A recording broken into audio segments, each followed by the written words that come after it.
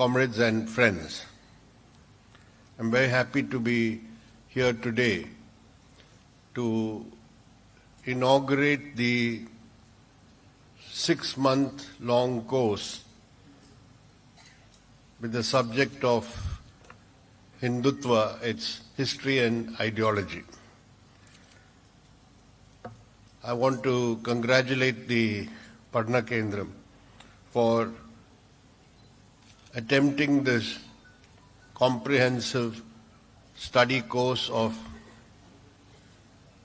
the ideology of the ruling party and the ruling classes today, which is Hindutva. It is now 11 years since the Modi government came into power, and these 11 years have made it clear that the central aim of this BJP RSS rule is to reshape India into becoming a Hindu Rashtra, which is the goal of the Rashtriya Swayamsevak Sangh. The program of the Communist Party of India Marxist, the party program, has stated that the Bharatiya Janata Party is not an ordinary bourgeois party.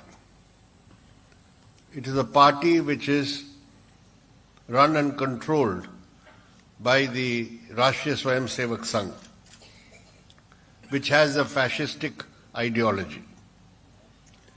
And now, for the past 11 years, with the BJP government in power at the center, the RSS has had access to all the instruments of state power, to all the institutions of the state. And it has gone about systematically penetrating and infiltrating the institutions of the state with the goal of reshaping or reworking the Indian state from its present secular democratic character as given in the Constitution of India into a Hindutva Rashtra. I would call it not a Hindu Rashtra, but a Hindutva Rashtra, which is based on the ideology of the RSS. The RSS was founded in 1925, 100 years ago, and it is observing its centenary this year. When the Rashtriya Swayamsevak Sangh was founded, it adopted the concept of Hindutva, which was first set forth by Vinayak Damodar Savarkar, V.D. Savarkar, in a booklet called Hindutva, which was published in 1923, 2 years before the RSS was formed. And it is the guiding concept of Hindutva which was set out by Savarkar, which was adopted by the RSS. The founders of the RSS were also members or leaders of the Hindu Mahasabha at that time. Savarkar was also a leader of the Hindu Mahasabha. And it was felt at that time that there is a need for a paramilitary wing for the Hindus to fight the Muslims. And this came in the background of the 1920-21 non-cooperation movement launched by Gandhiji, who was leading the Congress party, who also adopted the Khilafat cause which brought in the Muslims in a big way into the movement. And it was precisely this which upset the Hindu Mahasabha leaders and the Hindu communalists. And after the withdrawal of the non-cooperation movement by Gandhiji, which led to a lot of disillusionment within the Congress following, utilizing this, the RSS, which was formed in 1925, decided that they will devote themselves to the consolidation of the Hindu cause and direct their entire activities to counter the Muslims who had already, as you know, formed the Muslim League at that time. So at that time itself it was clear that the RSS was not interested in the independence struggle against the British. They wanted to have no part in the national movement, which was then becoming a big national mass movement. Because their basic objection was this was a movement in which there was Hindus and Muslims jointly participating. And the main target of criticism against Mahatma Gandhi, who was himself a devout Sanatani Hindu, was that he was appeasing the Muslims. So from then onwards, from its foundation in 1925, the RSS kept out of the freedom struggle. You will not find any record of any RSS leader joining any of the big mass movements and struggles which developed in the fight against the British. Their whole effort was to build up their strength so that they could take on the Muslims at the appropriate time in case the British left the country. So when we talk about the fascistic character of the RSS, we must understand exactly what is meant by that. Fascism in India, in the form of the RSS, is not different or isolated from the global rise of fascism in the world in the 20th century between the First World War and the Second World War. We saw the rise of fascism in Europe in the period of the Great Depression, the biggest world capitalist crisis that was seen so far, when the economies of the advanced capitalist countries, United States of America, Britain, Germany, France, all of them collapsed, leading to mass unemployment and impoverishment of the people. It was in this process of mass discontent and churning and disillusionment with the capitalist system that the fascist forces arose. First in Italy, under the leadership of Mussolini, the brown shirts, the black shirts, and then you found the rise of Nazi party under Hitler in Germany. And if you study the early writings of the RSS leaders, you'll find traces of this fascistic ideology and thinking in their writings. For instance, Golwalkar, who was the second chief of the RSS after Hegdewar, Golwalkar wrote a book, We and Our Nationhood Defined, in I'm not sure of the exact date, I think in 1940.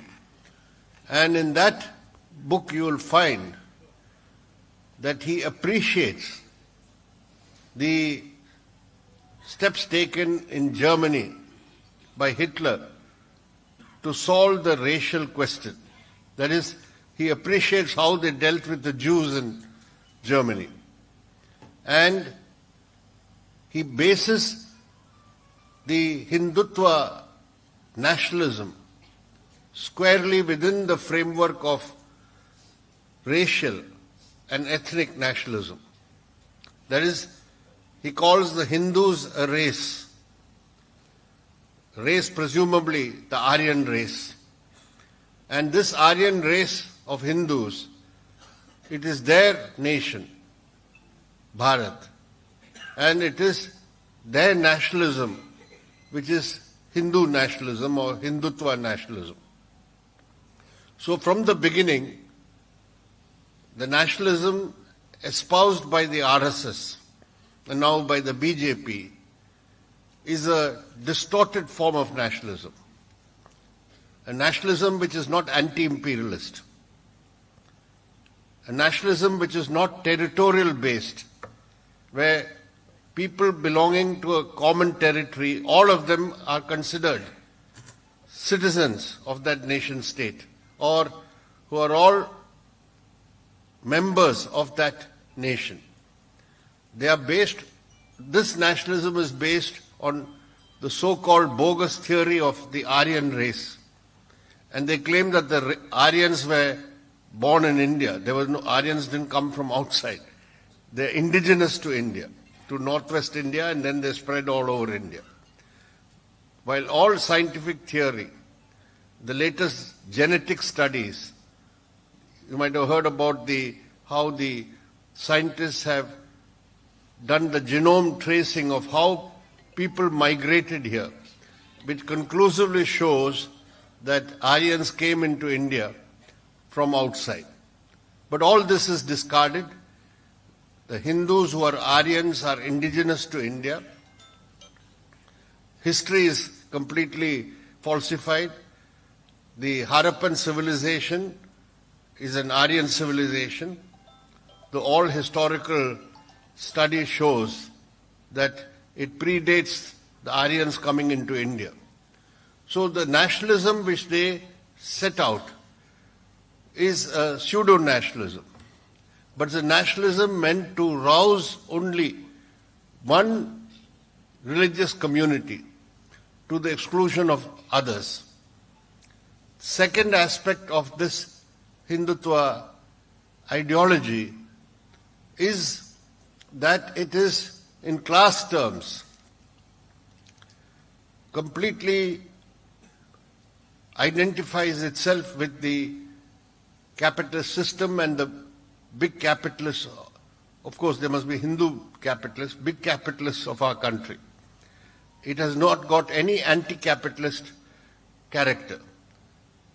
On the contrary, Golwalkar came out clearly with his anti-communist convictions. Time and again, he said that it is not only the Muslims and Christians who are alien to our society, the third enemy are the communists. So the class character of this, the outlook, class outlook of the RSS is firmly with the big bourgeoisie and the big capitalists. So the ideology which motivates the RSS and therefore the Bharatiya Janata Party, which is the political arm of the RSS, is an ideology which has fascistic characteristics. And now, 11 years after being continuously in power, we can see that it is no more remaining something in theory, something at the level of pure ideology. The effort is now to put it into practice. And in putting it into practice, an important aspect which should not be missed is that they are using the state, the instruments of the state, to put in practice this pernicious ideology. Today, when we see, we should not look at things piecemeal. what has happened in the last 1 decade is a planned effort, a long-term plan to reshape the Indian state and its institutions. Today, for example, we are still having the feeling or experiencing the effects of the RSS slogan of one nation, one language, one culture. One nation means, as I said, a nation built on Hindudom, on Hindu supremacy. And for that, the state itself is taking steps, measures, whereby they can change the concept of Indian citizenship. We saw one attempt through the Citizenship Amendment Act some years ago when they brought in religious identity as for definition of citizenship. That is, all except Muslims can come from outside and claim citizenship on a fast track, that is barred to the Muslims. This is the introduction of the religious identity as far as citizenship is concerned. We are seeing now the effort to have one nation, one election, for which constitutional amendments have been moved, which is still to be taken forward in Parliament. But they have brought it in so that they can try to push it at the appropriate time. This would mean there will be only one election held simultaneously for Parliament, for Assembly, and for local bodies, panchayats, etc. So that the ruling party can utilize all the instruments of state power to ensure that elections are won by them. Similarly, it will do away with the fundamental principles of parliamentary democracy which is there in the Constitution. The 5-year term of state legislatures will be tampered with in the name of bringing simultaneous elections. You elect an assembly for 5 years, and on that basis a government for state government for 5 years, but this can be truncated in order to see that elections are held simultaneously all over the country. So the nature of our parliamentary democratic system, the nature of the definition of citizenship, and the secular character of the state, all this is being systematically undermined and something else will be put in place. The secular character of the state, the basic definition of a secular state is that it will not interfere, it will not privilege or favor one religion over the other, and neither will it oppress or persecute any one particular religious community. But that is exactly what is happening. Today, a number of laws have been passed in BJP-ruled states. Anti-conversion laws, anti-cow slaughter laws, anti-love jihad laws, and so on, whereby an ordinary Muslim in Uttar Pradesh or in Gujarat or in Madhya Pradesh or in Rajasthan or in Assam can be punished on all sorts of false charges, and the might of the state and the administration will be falling on them. Today, just now in Uttar Pradesh, in Sambal town, which has a predominant Muslim population, demolition by bulldozers of houses, and even mosques is going on right now. In Indore, Madhya Pradesh, where the BJP has been in power now for a long time, Indore is a very well-known city where there is an old, centuries-old market called the Sitla Mata Bazaar. Just now it is going on. The Muslim shopkeepers and Muslim workers, there are a lot of artisans who work for the textile garments market. They have been asked to leave the place. They have been asked to close down their shops, and Muslim workers are being fired. The effort is they will not have any livelihood or participation in the mainstream. They have to live in ghettos. Only in the Muslim ghettos can they have their shops, etc. They can't have shops in mixed bazaars or localities. This is what they did to the Jews in Germany. So, this is already ongoing. That is, in the Hindu Rashtra, those who are not Hindus, that is, Savarkar's definition, if it is not your Pitra Bhumi and your Punya Bhumi both, then you are not a Hindu. That is, you can't be a citizen. If your Punya Bhumi is outside India, it's Mecca or Medina or Jerusalem or the Vatican, then you're not considered to be part of the Hindu Rashtra. So that is being already put in place in states where the BJP has been ruling for a substantial part of time. So that is why the secular basis of the state and what the Constitution provides for is already being severely undermined. The 11 years of the Modi government can be characterized as based on a Hindutva corporate alliance. This Hindutva corporate axis is undergirding the Modi government. Because in our country, the big bourgeoisie, the big capitalists are the leaders of the ruling class in our country.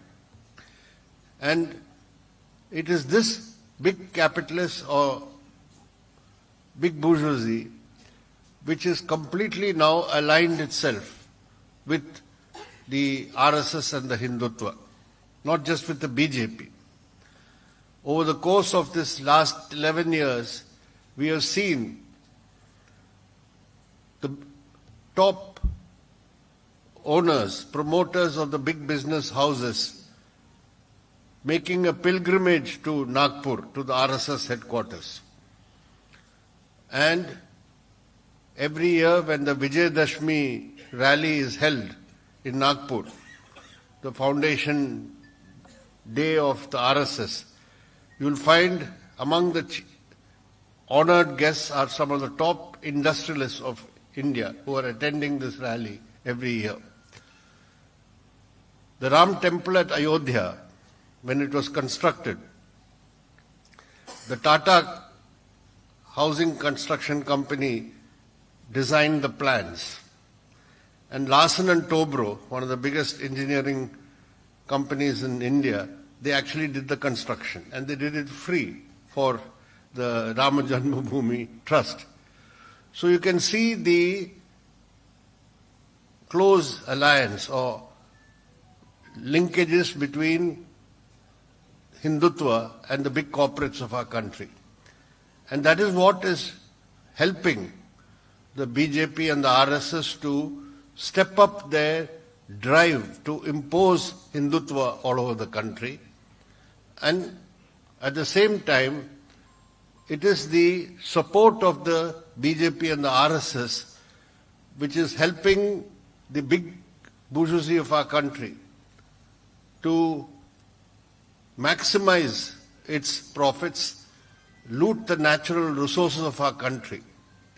There are 5 big monopoly houses, the Ambanis, the Adanis, Tatas, Aditya Birla and Mittal of Airtel.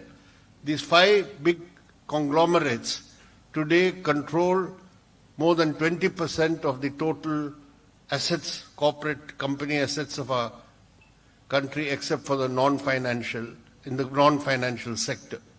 So the concentration of capital and monopoly power is growing because of this alliance or nexus between Hindutva and the corporates.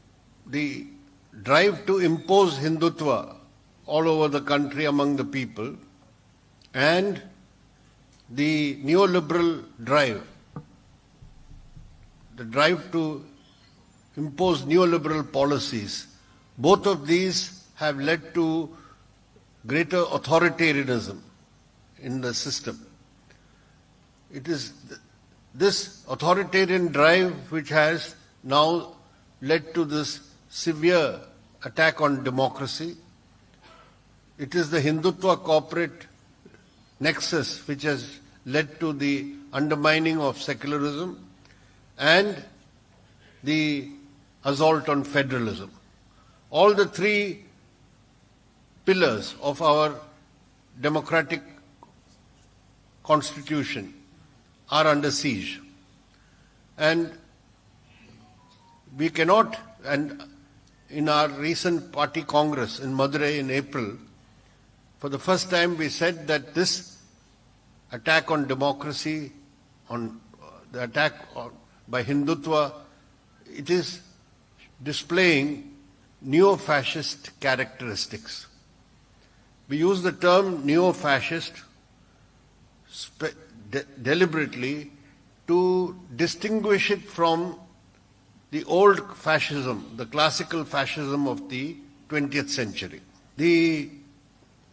As I stated earlier, the fascism of the 20th century arose due to the severe crisis of the world capitalist system manifested in the Great Depression.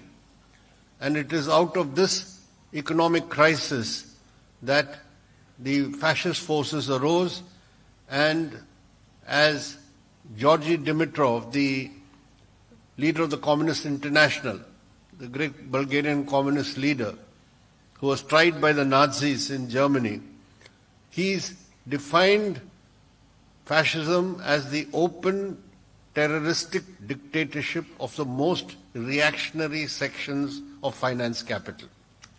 That is, the most reactionary sections of the ruling class, of the big capital, they support this fascist movement to impose an open dictatorship. And once the fascists came to power, like Hitler came to power after the elections, he abolished bourgeois democracy, all bourgeois democratic institutions. Similarly, Mussolini also abolished all bourgeois democratic institutions. Secondly, they both used war against other big capitalist powers, imperialist powers. Germany declared war against Britain, France, etc. And they got the support of the big monopolist companies which wanted war production, armaments production, to get out of the crisis. And they got out of the crisis. They created employment due to the war economy. But of course, eventually at a terrible price to the people of Germany. Today, we don't have that type of fascism. First of all, there is no inter-imperialist contradictions leading to war. Like Lenin said, that Germany versus Britain, Britain versus France, all these big imperialist powers, they were the cause for war because of their competition and rivalry.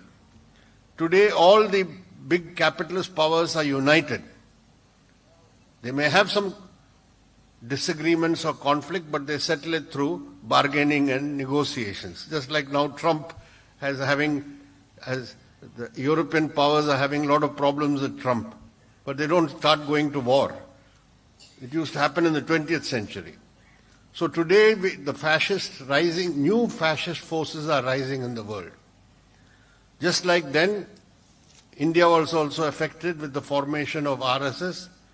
Today, if you look around the world, you find the rise of the global far right. Trump is there in the United States of America. There is Millet in the opposition. It is therefore necessary to understand, first of all, what I said, what is the nature of the beast we are facing, and then only we can decide how to fight it. There are liberals in our country, well-meaning, secular, liberal people, who think by focusing on the Constitution, attacks on the Constitution, saying our secularism is threatened, our democracy is threatened, our civil rights are threatened, and how the RSS is targeting minorities. All that is important, all that is to be said. But just focusing on that will not be sufficient. Because, as I said, in class terms, the strength that the RSS and the BJP have today is derived because they have the powerful backing of the strongest section of the ruling class of our country. And Hindutva and communalism and neoliberal policies, they go side by side. You cannot separate them.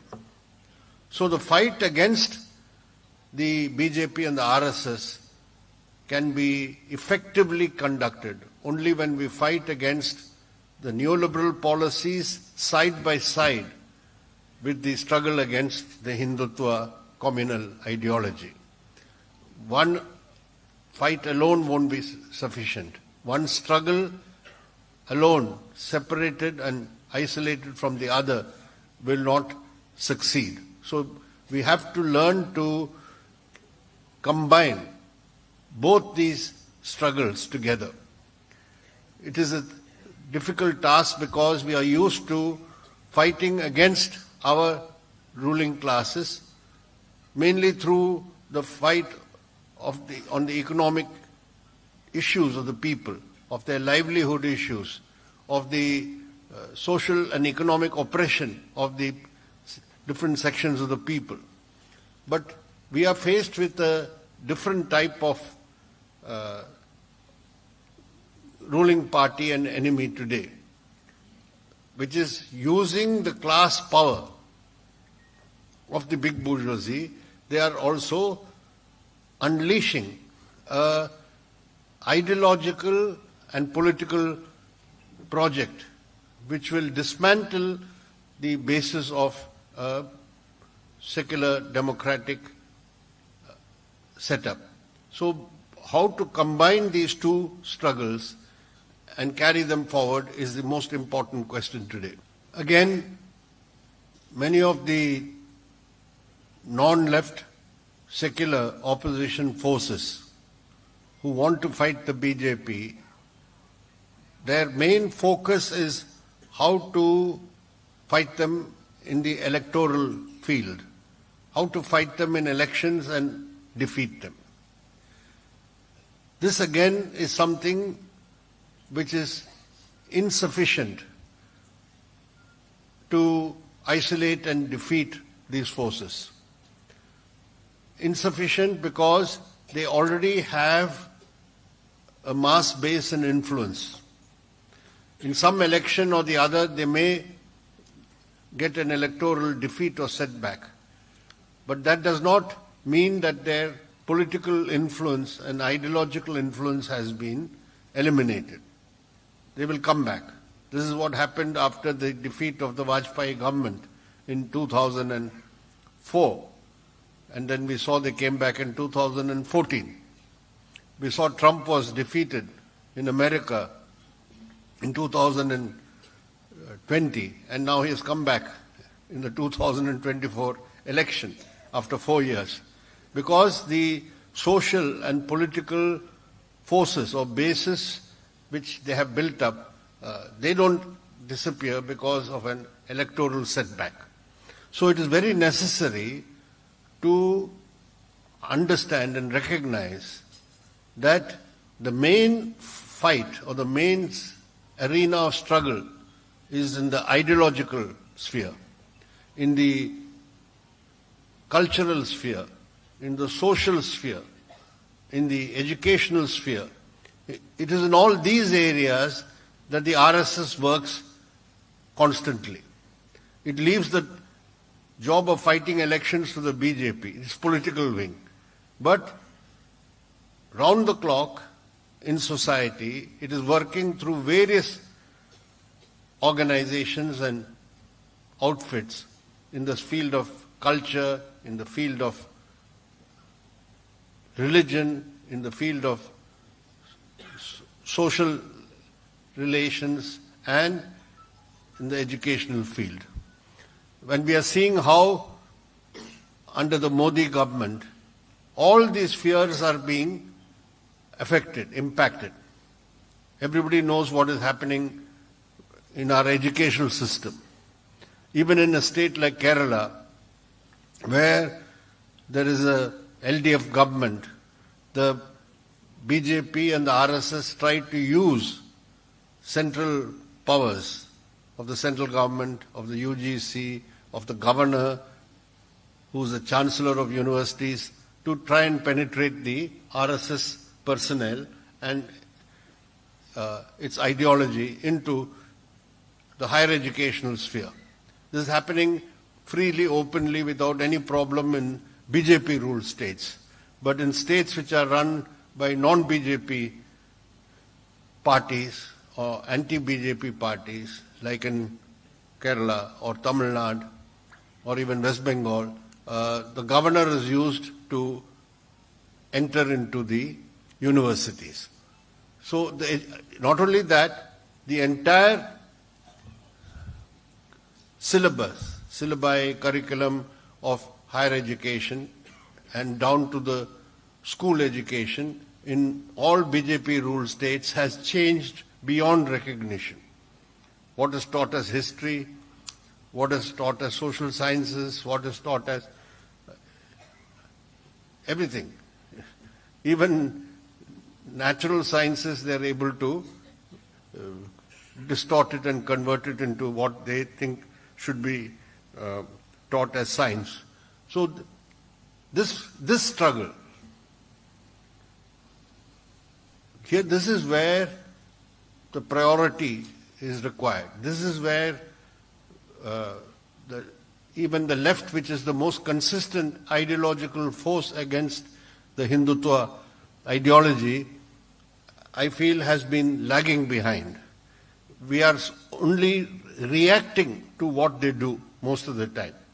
When they take a step, then we respond to it. We are not taking the battle into the territory to win over people's minds. It is a fact that substantial sections of the people in northern India and western India, that is from Bihar to Maharashtra, that whole belt, north and Gujarat, Maharashtra, substantial sections of people have already been influenced by the Hindutva ideology. The BJP RSS attempt to create a pan-Hindu consolidation. If you have to go amongst those people, how do you take the ideological battle? That is an important issue, because already that influence has gone down, percolated among the people. So we have to work out ways, devise methods. And in states and places where the Hindutva ideology has not yet captured ground among the people to that extent, we are in a better position to take steps to counter and push them back, isolate them. Kerala is one such place where they are trying to advance, but we are in a position, because still a large section of the people, a big section of people are still not yet subject to their influence or not been are still immune to that influence. But we have to be vigilant, and we must not wait for things to happen and then respond. So we have discussed this matter seriously in our party, not now, in the last 2 party congresses, and in this 24th Congress also. We have a section in our political resolution on countering Hindutva, how to counter Hindutva. There are 6 points given in that section.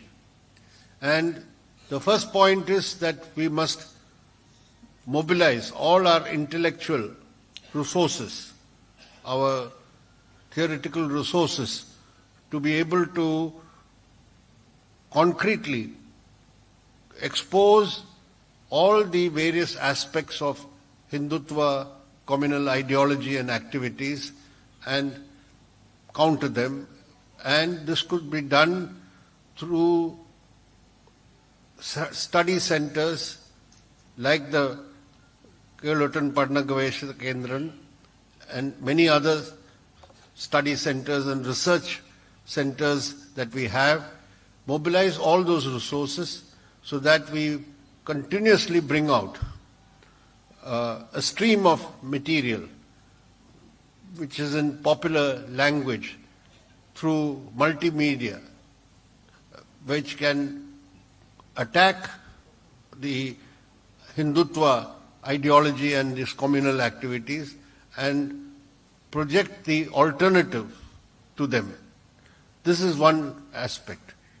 The second is, as I said, we have to combine our campaign and struggles against the neoliberal economic policies and assaults on the livelihood of the people with simultaneously conducting a political and ideological campaign against the BJP RSS and its communal agenda. This has to go side by side.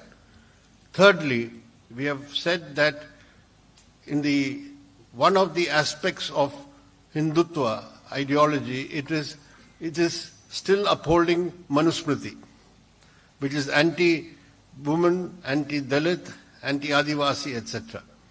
Though they cover it up with various maneuvers to try to consolidate Hindus and utilizing various caste aspects. So the specific social oppression which is there and how this is based on the Hindutva Manuvadi system or Manusmriti, this should also be taken up and exposure conducted, and struggles of the socially oppressed people, not in just terms of reservation, but in genuine terms of the pinpointing the nature of the social oppression and fighting against it, that should be taken up, and so on. And as I mentioned, in the sphere of education, utilizing all our resources in the educational system, of our teachers, of our academics, and mobilizing students, etc., to see that there is no communal penetration in the educational system. Then a big area which the RSS concentrates is on social work, social service. And in the whole area of social work and social service, we have to work out methods of having social service work, social work among the people, so that we keep live links with the people and are able to counter it. And finally, which has already been, I'm sure it has been discussed in Kerala, that is, considering the fact that the RSS uses places of worship, religious places of worship, festivals, temples, festivals, etc., under the cover of which they try to penetrate their Hindutva ideology and communal ideology, it is very important that we find ways to reach out to believers, to make them understand the difference between practicing one's religious faith and that faith being misused for a political project like Hindutva. How to work among the believers, how to draw them into progressive secular values while they maintain their religious faith and activities, this also has to be concretely worked out. So all these tasks are before us.